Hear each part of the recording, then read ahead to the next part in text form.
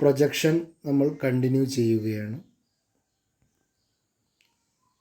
3 dimensional ഒബ്ജക്റ്റിൻ്റെ 3 വശങ്ങളോട് കൂടിയിട്ടുള്ള ഒരു ഒബ്ജക്റ്റിനെ 2 ഡയമെൻഷണൽ പ്ലെയിനിലേക്ക് പകർത്തി വരയ്ക്കുന്നതിനെയാണ് പ്രൊജക്ഷൻ എന്നതുകൊണ്ട് ഉദ്ദേശിക്കുന്നത്.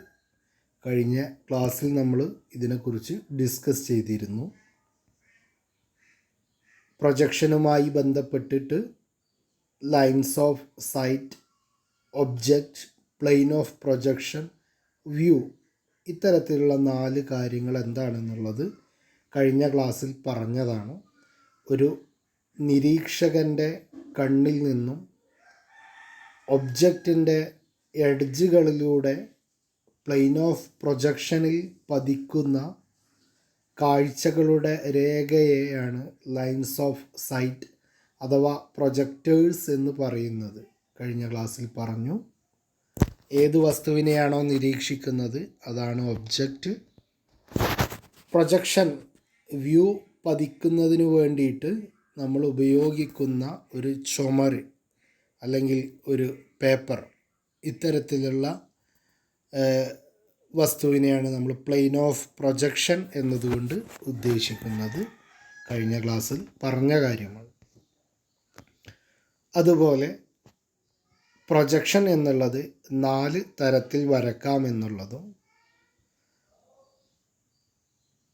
വസ്തുക്കളുടെ അഥവാ ഒബ്ജക്റ്റിൻ്റെ കൃത്യമായ ഷേപ്പ് മനസ്സിലാകുന്ന വിധത്തിൽ ഐസോമെട്രിക്കായിട്ടും ഒബ്ലിക്കായിട്ടും പ്രൊജക്ഷൻ വരക്കാമെന്നുള്ളതും, അതേപോലെ നമ്മുടെ കണ്ണുകൾ കൊണ്ട് സാധാരണഗതിയിൽ കാണാവുന്ന തരത്തിൽ പ്രൊജക്ഷൻ വരക്കുന്ന പേഴ്സ്പെക്റ്റീവ് പ്രൊജക്ഷനെ സംബന്ധിച്ചും നമ്മൾ അടിസ്ഥാനപരമായ കാര്യങ്ങൾ കഴിഞ്ഞ ക്ലാസ്സിൽ മനസ്സിലാക്കി.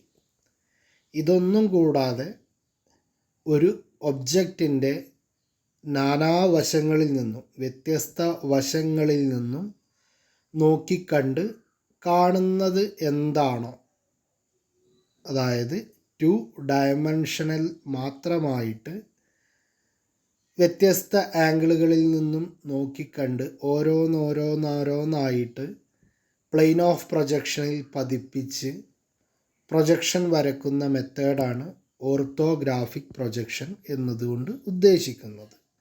അതിനെക്കുറിച്ചാണ് നമുക്ക് കൂടുതലായിട്ടും പഠിക്കാനുള്ളത്.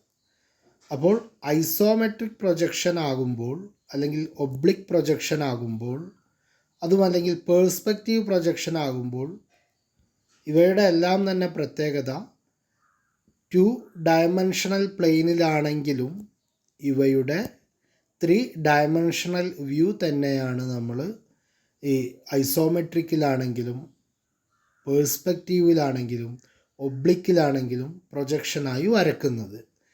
30 ഡിഗ്രി 30 ഡിഗ്രി 90 ഡിഗ്രി, അതേപോലെ 90 ഡിഗ്രി 30 ഡിഗ്രി 90 ഡിഗ്രി, ഈ തരത്തിൽ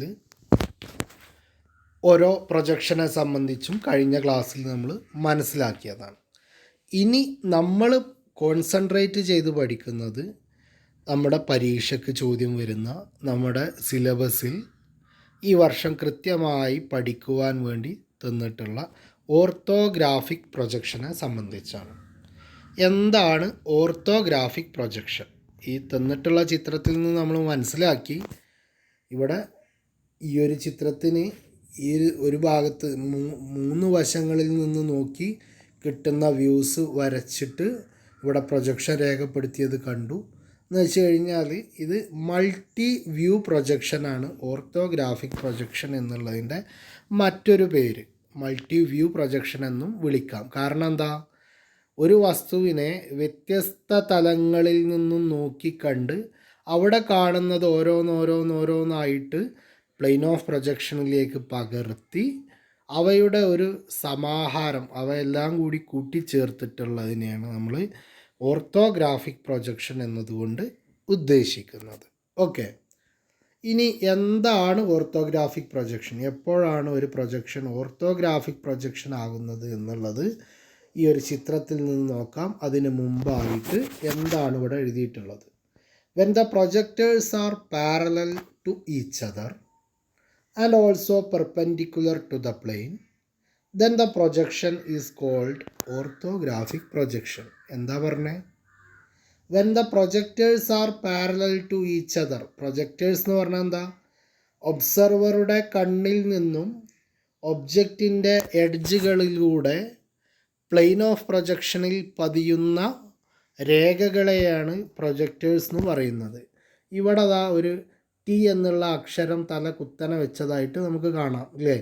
ഇതൊരു ടി എന്നുള്ളത് തല കുത്തനെ വെച്ചതായിട്ട് സങ്കല്പിക്കുക. ഓക്കെ, ഇത് ഈ ഒരു ഭാഗത്തു നിന്നാണ് നമ്മൾ നോക്കുന്നത്. അവിടെ ഫ്രണ്ട് എന്ന് എഴുതി വെച്ചിട്ടുണ്ട്. ഈ ഒരു ഭാഗത്തു നിന്ന് ഇതിലേക്കാണ് നമ്മൾ നോക്കുന്നത്. അപ്പോൾ ഒബ്സർവർ ഈ ഒരു ഭാഗത്താണുള്ളത്. അപ്പോൾ ഒബ്സർവറുടെ കാഴ്ച ഈ ഒരു ഒബ്ജക്റ്റിൻ്റെ എഡ്ജ് പോയിൻറ്റുകളിലൂടെ കടന്നുപോയി ഇതവിടെ പ്ലെയിൻ ഓഫ് പ്രൊജക്ഷൻ ഉണ്ട്. ഈ പ്ലെയിൻ ഓഫ് പ്രൊജക്ഷനിൽ പതിയണം. അതാണ് എന്ത്? പ്രൊജക്ടേഴ്സ് എന്ന് പറയുന്നത്. ആ പറയുന്നത് അവിടെ നിങ്ങൾക്ക് കാണാൻ പറ്റുന്നത് അതിലൂടെ ഒരു പ്രൊജക്ടർ പോകുന്നുണ്ട്. ഇതൊരു പ്രൊജക്ടറാണ്, ഇതൊരു പ്രൊജക്ടറാണ്. ഇങ്ങനെ ഓരോ എഡ്ജുകളിലൂടെയും ഈ ഒബ്സർവറുടെ കണ്ണിൽ നിന്നുള്ള കാഴ്ച പോകുന്നുണ്ട്. ഈ പ്രൊജക്ടേഴ്സിൻ്റെയൊക്കെ പ്രത്യേകത എന്താ? അവ തമ്മിൽ ഒരിക്കലും കൂട്ടിമുട്ടാത്ത വിധം തുല്യ അകലത്തിലാണ് ഓരോന്ന് തമ്മിലും സ്ഥിതി ചെയ്യുന്നത് അല്ലേ? അത്തരത്തിലുള്ള ലൈനുകളെയാണ് നമ്മൾ എന്തെന്ന് പറയാം? പാരലൽ ലൈൻസ് എന്ന് പറയാം. നമ്മൾ മുമ്പേ പഠിച്ചിട്ടുള്ള കാര്യമാണ്.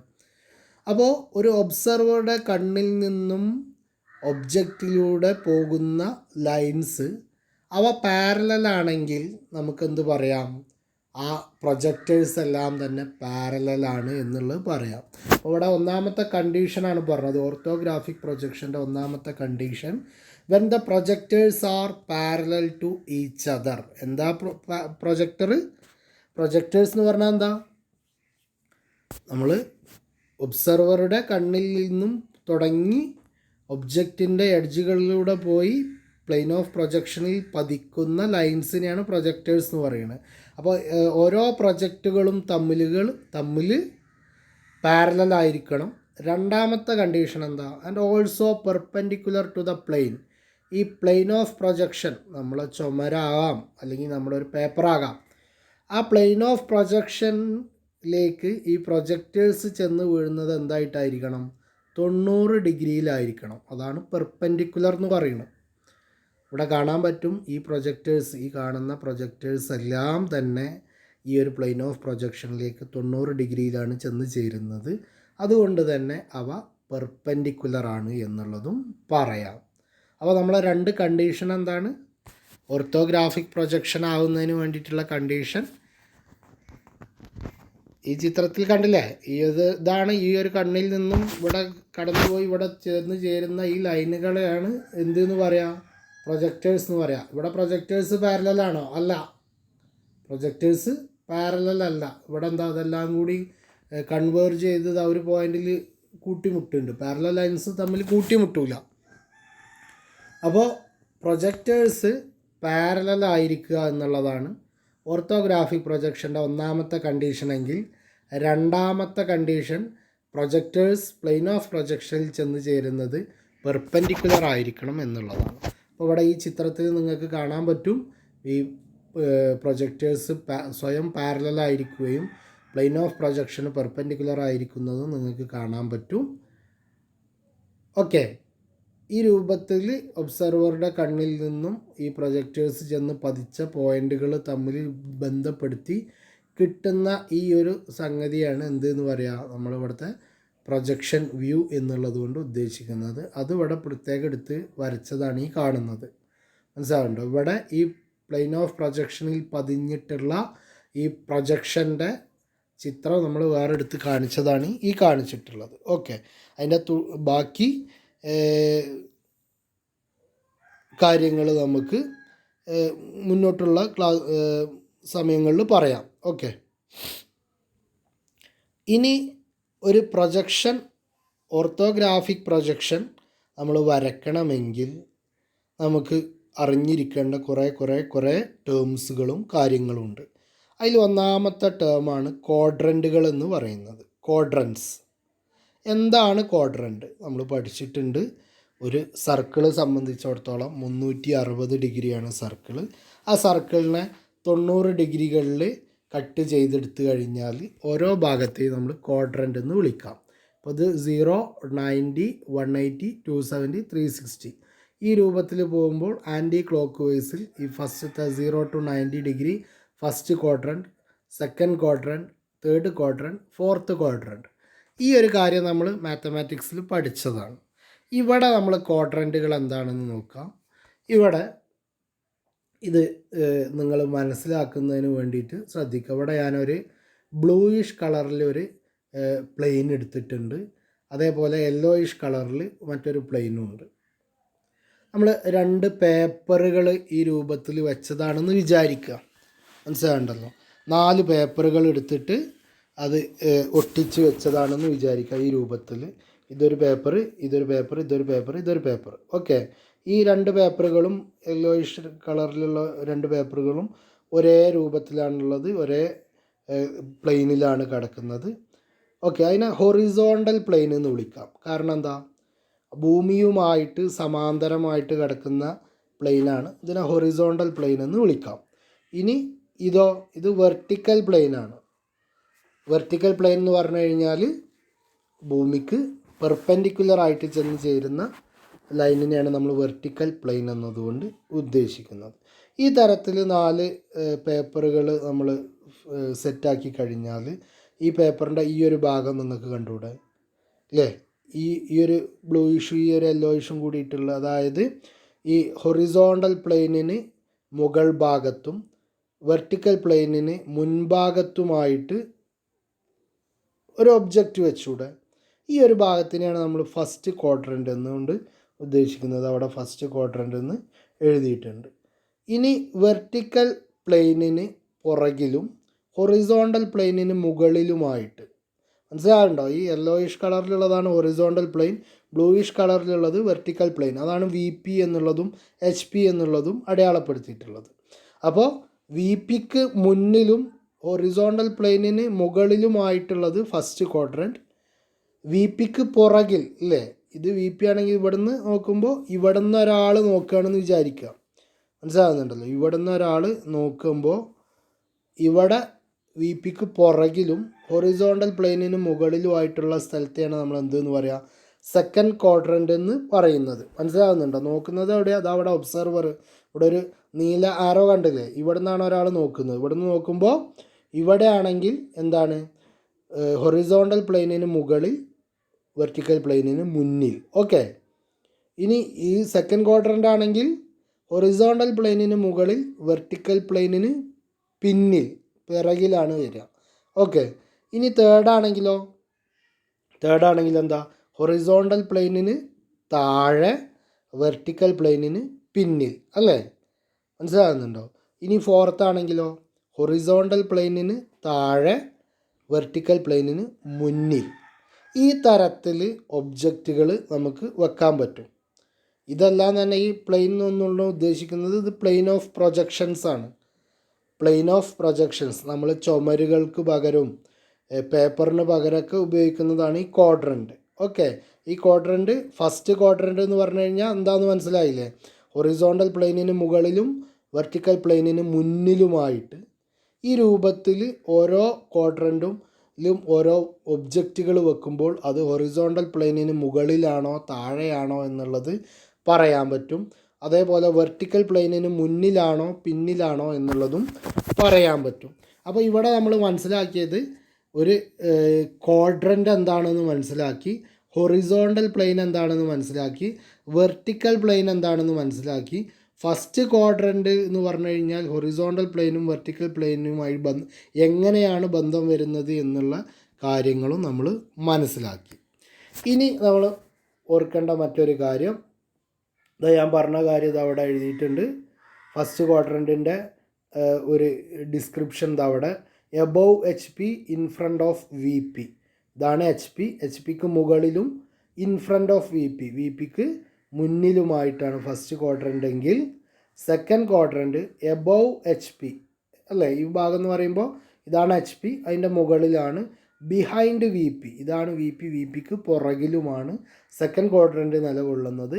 ഇനി തേർഡ് ക്വാഡ്രൻറ്റ് എന്ന് പറഞ്ഞു കഴിഞ്ഞാൽ ബിലോ എച്ച് പി, ഹൊറിസോണ്ടൽ പ്ലെയിനിന് താഴെയും ബിഹൈൻഡ് വി പി, വി പിക്ക് പുറകിലുമായിട്ടാണ് നിലകൊള്ളുന്നത്. വി പി എന്ന് പറഞ്ഞു കഴിഞ്ഞാൽ വെർട്ടിക്കൽ പ്ലെയിൻ, എച്ച് പി എന്ന് പറഞ്ഞു കഴിഞ്ഞാൽ ഹൊറിസോണ്ടൽ പ്ലെയിൻ. ഓക്കെ, ഇനി fourth quadrant below H P അല്ലേ, ഹൊറിസോണ്ടൽ പ്ലെയിനിന് താഴെയും in front of V P, vertical പ്ലെയിനിന് മുന്നിലുമായിട്ടാണ് ഈ ഒരു ഫോർത്ത് ക്വാഡ്രൻറ്റിൽ ഒരു ഒബ്ജക്റ്റ് വെച്ചാൽ അത് സ്ഥിതി ചെയ്യുക. ഓക്കെ, ഇനി ഈ ക്വാഡ്രൻറ്റുകൾക്കൊരു പ്രത്യേകത ഉണ്ട്. ഈ ഹൊറിസോണ്ടൽ പ്ലെയിനിന് മാത്രമേ എന്തുള്ളൂ, ചലിക്കാനുള്ള കഴിവുള്ളൂ.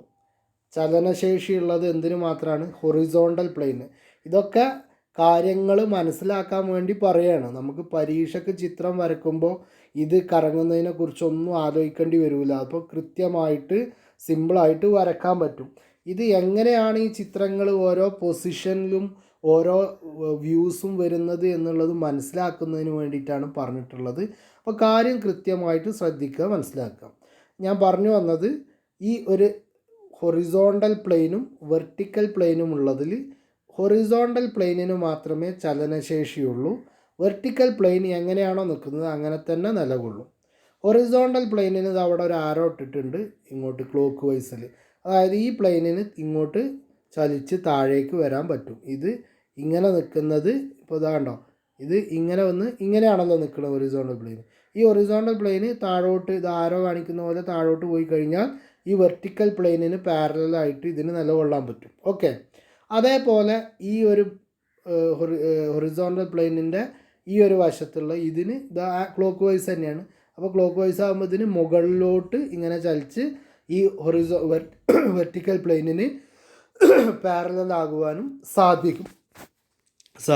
ഈ ഒരു കാര്യം ഓർത്തു വെക്കുക. നമുക്ക് ഒരു ചിത്രം ഓർത്തോഗ്രാഫിക് പ്രൊജക്ഷനിൽ വരയ്ക്കുമ്പോൾ നമ്മൾ ഹൊറിസോണ്ടൽ പ്ലെയിനിന് ചലനശേഷിയുണ്ട് എന്നുള്ളതും വെർട്ടിക്കൽ പ്ലെയിൻ എല്ലാ സമയത്തും സ്റ്റാൻഡ് സ്റ്റില്ലായി നിൽക്കുകയാണ് എന്നുള്ള കാര്യവും നമ്മൾ ഓർത്തു വെക്കേണ്ടതാണ്. ഇനി നമ്മൾ പറഞ്ഞു ഒരു ഓർത്തോഗ്രാഫിക് പ്രൊജക്ഷനിൽ വ്യൂസ് എന്ന് പറയുമ്പോൾ എന്തൊക്കെയാണ്, മൾട്ടി വ്യൂ പ്രൊജക്ഷൻ എന്നുള്ളതാണ് ഓർത്തോഗ്രാഫിക് പ്രൊജക്ഷൻ്റെ പേര് പറഞ്ഞത്.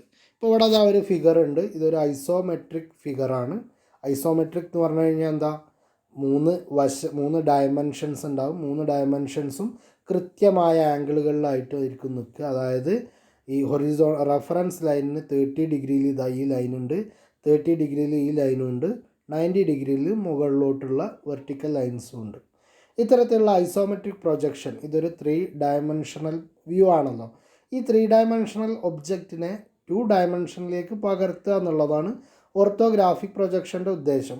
അപ്പോൾ നമ്മൾ പറഞ്ഞു ഓർത്തോഗ്രാഫിക് പ്രൊജക്ഷൻ എന്ന് പറയുന്നതിന് മൾട്ടി വ്യൂ പ്രൊജക്ഷൻ എന്നുള്ളൊരു പേരും കൂടെ ഉണ്ട്. അതായത് ഓരോ ഭാഗത്തു നിന്നും ഇതിനെ നോക്കി കണ്ടിട്ട് വേണം ഇതിൻ്റെ പ്രൊജക്ഷൻ നമുക്ക് വരയ്ക്കാനായിട്ട്. അപ്പോൾ ഇവിടെ അതാ ഈ ഒരു ഫിഗറിൻ്റെ ഈ ഒരു ഒബ്ജക്റ്റിൻ്റെ മുന്നിൽ നിന്ന് നോക്കുമ്പോൾ കാണുന്നത് എന്താണോ അതാണ് ഫ്രണ്ട് വ്യൂ എന്ന് പറയുന്നത്. അപ്പോൾ ഇവിടെ നിന്ന് നോക്കുമ്പോൾ അവിടെ ഈ ഒരു എൽ ഷേപ്പ് കാണും, ഈ ഒരു ചെറിയ റെക്റ്റാങ്കിൾ ഒരു ചതുരം കാണും, ഇതിനകത്തുള്ള ഈ ഒരു ചെറിയ ചതുരവും കാണും. അതാണ് ഫ്രണ്ട് വ്യൂ. മനസ്സിലാകുന്നുണ്ടോ? മുന്നിൽ നിന്ന് നോക്കി കാണുമ്പോൾ എന്താണോ കാണുന്നത് അതാണ് ഫ്രണ്ട് വ്യൂ. അതിന് നേരെ ഓപ്പോസിറ്റ് പുറകിൽ നിന്ന് നോക്കി കാണുമ്പോൾ കാണുന്ന വ്യൂവിനെയാണ് നമ്മൾ റിയർ വ്യൂ എന്നുള്ളത് കൊണ്ട് ഉദ്ദേശിക്കുന്നത്. ഓക്കെ, ഇനി ഈ ഒരു ചിത്രത്തിനെ ഈ ഒരു ഒബ്ജക്റ്റിനെ മുകളിൽ നിന്ന് നോക്കി കാണാം, ടോപ്പിൽ നിന്ന് നോക്കി കാണാം. അതാ ഈ ഒരു റെക്റ്റാങ്കിൾ ഈ ഒരു ചതുരം കിട്ടും. അതേപോലെ ഈ ഒരു സി എന്നുള്ള ഭാഗവും മുകളിൽ നിന്ന് നോക്കുമ്പോൾ കാണുന്ന ഭാഗങ്ങളാണ്. അതാണ് ടോപ്പ് വ്യൂ എന്ന് പറയുന്നത്. അതിൻ്റെ നേരെ ഓപ്പോസിറ്റായിട്ട് താഴെ നിന്ന് നോക്കുമ്പോൾ കാണുന്നത് എന്താണോ അതാണ് ബോട്ടം വ്യൂ എന്ന് ഉദ്ദേശിക്കുന്നത്. ഓക്കെ, ഇനി ഈ ഒരു ഒബ്ജക്റ്റിൻ്റെ വലത് ഭാഗത്തു നിന്നും നോക്കുമ്പോൾ കാണുന്ന ഈ ഒരു ചതുരവും ഈ ഒരു ചതുരവുമാണ് കാണുക. അത് വരച്ചുണ്ടാക്കുന്നതിനെയാണ് നമ്മൾ റൈറ്റ് സൈഡ് വ്യൂ എന്ന് പറയുന്നതെങ്കിൽ ജസ്റ്റ് ഓപ്പോസിറ്റ് ലെഫ്റ്റ് സൈഡിൽ നിന്ന് നോക്കുമ്പോൾ കാണുന്നത് എന്താണോ ആ കാണുന്നതാണ് ലെഫ്റ്റ് സൈഡ് വ്യൂ എന്നതുകൊണ്ട് ഉദ്ദേശിക്കുന്നത്. അപ്പോൾ front, rear, top, bottom, right, left ഇത്തരത്തിലുള്ള ഈ 6 വ്യൂസിനെയാണ് നമ്മൾ ഓർത്തോഗ്രാഫിക് പ്രൊജക്ഷനിലെ 6 പ്രിൻസിപ്പൽ വ്യൂസ് എന്ന് പറയുന്നത്. ഈ 6 പ്രിൻസിപ്പൽ വ്യൂസിൽ 3-4 വ്യൂസാണ് നമ്മളോട് പരീക്ഷയ്ക്ക് ചോദിക്കുക. സാധാരണയായി ടോപ്പ് വ്യൂവും ഫ്രണ്ട് വ്യൂവും പിന്നെ ഒന്നെങ്കിൽ ലെഫ്റ്റ് സൈഡ് വ്യൂ അല്ലെങ്കിൽ റൈറ്റ് സൈഡ് വ്യൂ, ഇത്തരത്തിലാണ് നമ്മളോട് പരീക്ഷയ്ക്ക് ഒരു ഐസോമെട്രിക് ഒബ്ജക്റ്റ് തന്നിട്ട് അതിൻ്റെ ഓർത്തോഗ്രാഫിക് പ്രൊജക്ഷൻ നമ്മളോട് വരക്കാൻ പറയാം. ഈ ഒരു കാര്യം മനസ്സിലാക്കി വെക്കുക. അപ്പോൾ ഇവിടെ ഈ ഒരു ചിത്രം നിങ്ങൾക്ക് കാണാൻ പറ്റും. ഈ ഒരു ചിത്രം നമ്മളൊരു ഈ ഒരു 3 ഡയമെൻഷണൽ ഒബ്ജക്റ്റാണുള്ളത്. ഈ ഡയമെൻഷനെ ഈ ഭാഗത്തു നിന്ന് ഒരാൾ നോക്കുമ്പോൾ എന്താണ് ഈ എ എന്ന് പറയുന്ന ഈ ഒരു ഭാഗമാണ് കാണുക അല്ലേ.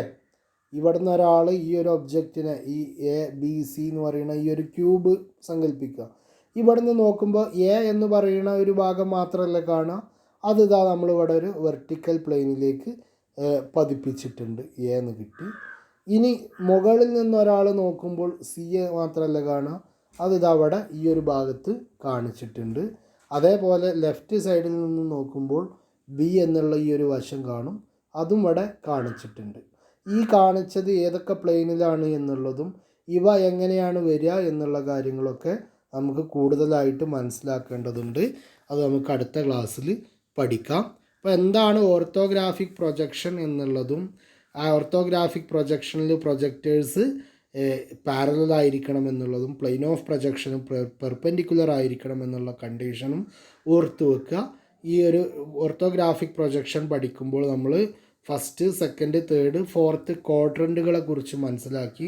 ക്വാഡ്രൻറ്റുകളുടെ മുകളിൽ ഒരു ഒബ്ജക്റ്റ്, ഓരോ ക്വാഡ്രൻറ്റിലും വരുന്ന ഒബ്ജക്റ്റിന് കൃത്യമായിട്ട് above HP, in front of VP, അല്ലെങ്കിൽ ബിലോ HP, ബിഹൈൻഡ് VP പോലുള്ള കണ്ടീഷൻസ് എങ്ങനെയാണ് വരുന്നത് എന്നുള്ള കാര്യം നമ്മൾ മനസ്സിലാക്കി കഴിഞ്ഞു.